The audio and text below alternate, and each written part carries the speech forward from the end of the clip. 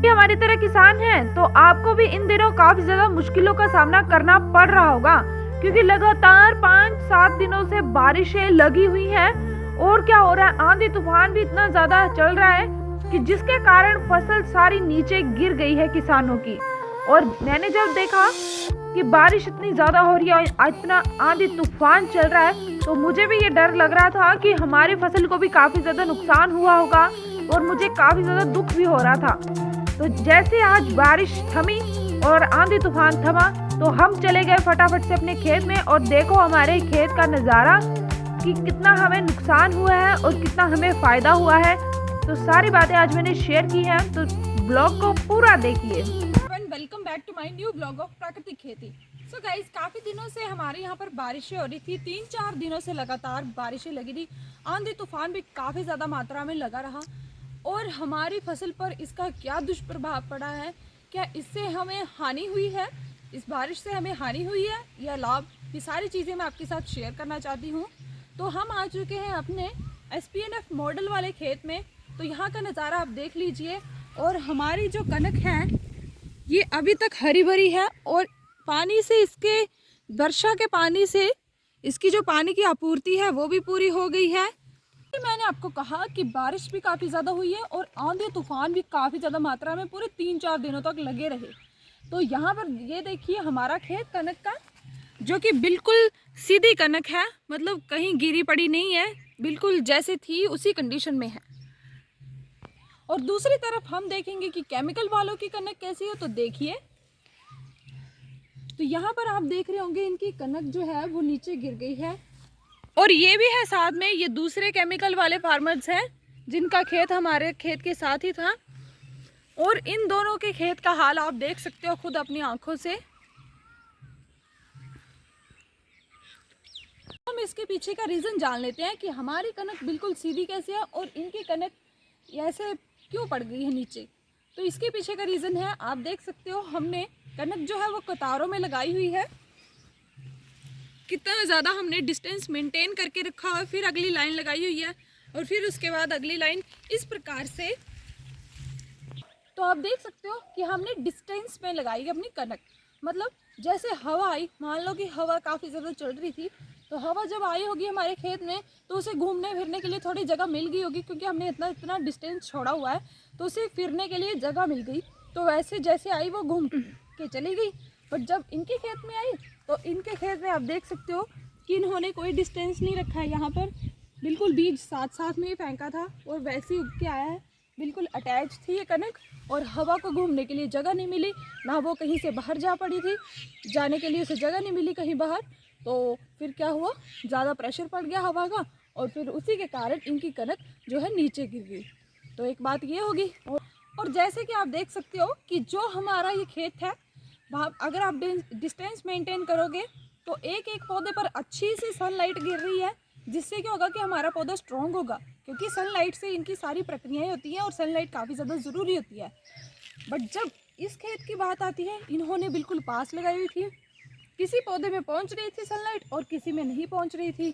और इन्हीं का भी वही हाल है, बिल्कुल पास पास चिपकी हुई कनक लगाई हुई थी, जिससे कि सनलाइट अच्छे से नहीं पड़ी है पौधों पर और उसी की वजह से वो पौधा स्ट्रॉन्ग नहीं था।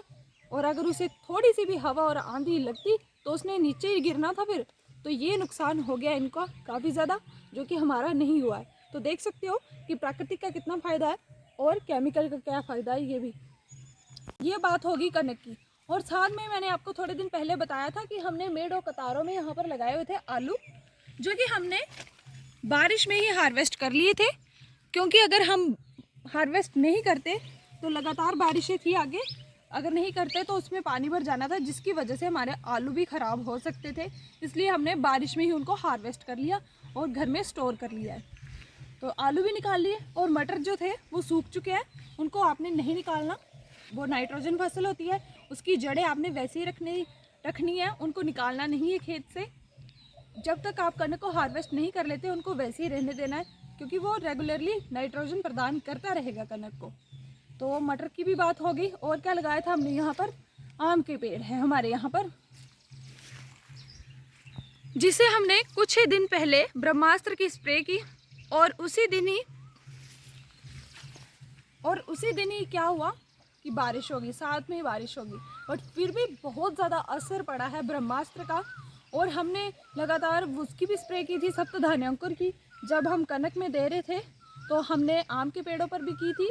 और रिज़ल्ट दिखाऊँ आपको, देखो केमिकल वालों के आम के पेड़, जहाँ पर इनके भी पेड़ सूखे हुए थे, जो रस था फूलों का रस वो चूस लिया था कीटों ने और सूख गया था।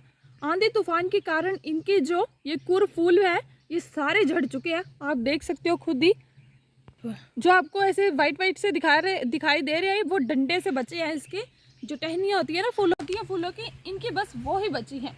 और हमने क्या किया था, जीवामृत भी दिया था, सप्तधान्यांकुर, ब्रह्मास्त्र, ये सारी चीज़ों का, घटकों का हमने प्रयोग किया था। और आप हमारे आम के पेड़ को देख लीजिए। तो आप हमारे आम के पेड़ को भी देख सकते हो, जितने भी फूल पड़े थे इस पे वो वैसे ही लगे हुए हैं।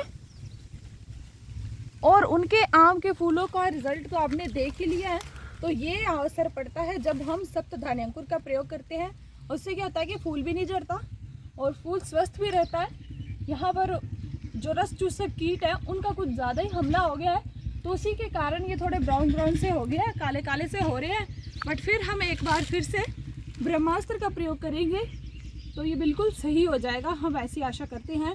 क्योंकि उसी दिन बारिश हो गई थी और फिर 2-3 दिन लगातार लगी रही, तो इसीलिए आज आए हैं हम खेत में। हमने सोचा कि कनक की कंडीशन को देख लेते हैं कि क्या फ़र्क पड़ा है, कोई नुकसान तो नहीं हो गया हमारा। तो आप देख सकते हो कितना ज़्यादा हमें बेनिफिट मिल रहा है प्राकृतिक खेती से। हमारी पूरी फसल जो है वो खड़ी है और बिल्कुल स्वस्थ है और बिल्कुल निरोगी भी है।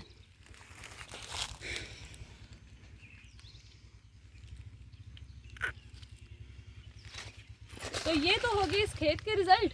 तो ये हमने आपको दिखाना था। आपको ये खेत के रिज़ल्ट देख के कैसा लगा, अब आप सोचिए और आप बताइए कि आप किसे चुनना चाहेंगे, प्राकृतिक या केमिकल।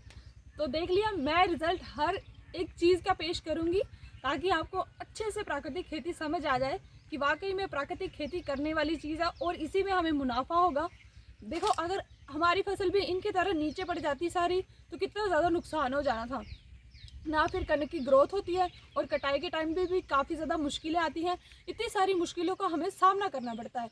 अगर हम बिल्कुल स्टार्टिंग से अच्छे से प्राकृतिक खेती करेंगे तो हमें हर जगह से मुनाफा ही होगा। ये मेरा 100% श्योरिटी है कि आपको सच में मुनाफा होने वाला है अगर आप प्राकृतिक को चुनते हो। रासायनिक से बीमारियां लगाओगे और पैसे अपने अलग से ख़त्म करोगे, इससे अच्छा है कि प्राकृतिक शुरू कर दो। तो बस आज के लिए इतना ही काफ़ी है। और आपको ये वीडियो कैसा लगा शेयर करके और लाइक करके और कमेंट करके ज़रूर बताएं। Bye bye.